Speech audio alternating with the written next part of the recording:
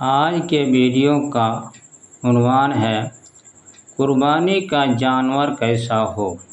محترم سامعین، قربانی کے جانور کا عیبوں سے پاک ہونا ضروری ہے، مثلاً لنگڑا پن، بھیگا پن، انتہائی لاغر و کمزور یا بیمار ہونا۔ لہذا اس جانور کی قربانی کرنا جائز نہیں جس میں ان عیبوں میں سے کوئی عیب پایا جاتا ہو، تو ان میں سے کوئی عیب بھی جانور میں نہیں ہونا چاہیے۔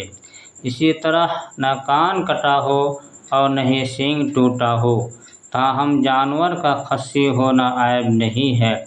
حضرت برا بن عازب رضی اللہ عنہ بیان کرتے ہیں کہ نبی کریم صلی اللہ علیہ وسلم نے ارشاد فرمایا: اربع لا تجوز فی الاضاحی، العوراء بین عورها، والمریضۃ بین مرضها، والارجاء بین ضلعها، والکثیر التی لا تنکی۔ ابو داؤد حدیث نمبر 2802، ترمذی حدیث نمبر 1497، اور البانی نے اس حدیث کو صحیح کہا ہے۔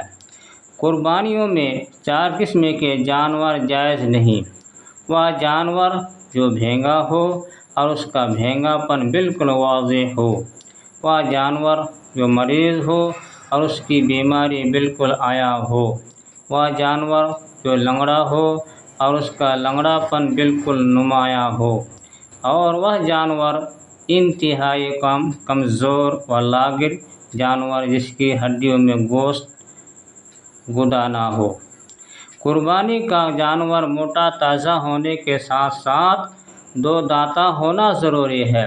صرف بھیڑ یا دمبے میں گنجائش ہے کہ اگر وہ 2 دانتہ نہ مل سکے تو 1 سال کا بھی کفایت کر جائے گا۔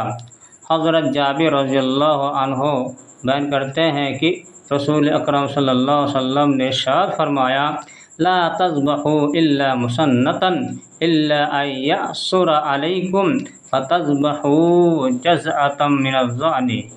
تم 2 دانتہ جانور ہی ذبح کرو، ہاں اگر تم تنگ دست ہو تو 1 سال کی بھیڑ یا دمبا ذبح کر لو، انشاءاللہ آپ کی قربانی ہو جائے گی۔ دیکھیے صحیح مسلم حدیث نمبر 1963۔ اللہ رب العالمین ہمیں قربانی کرنے کی توفیق عطا فرمائے۔ السلام علیکم ورحمۃ اللہ وبرکاتہ۔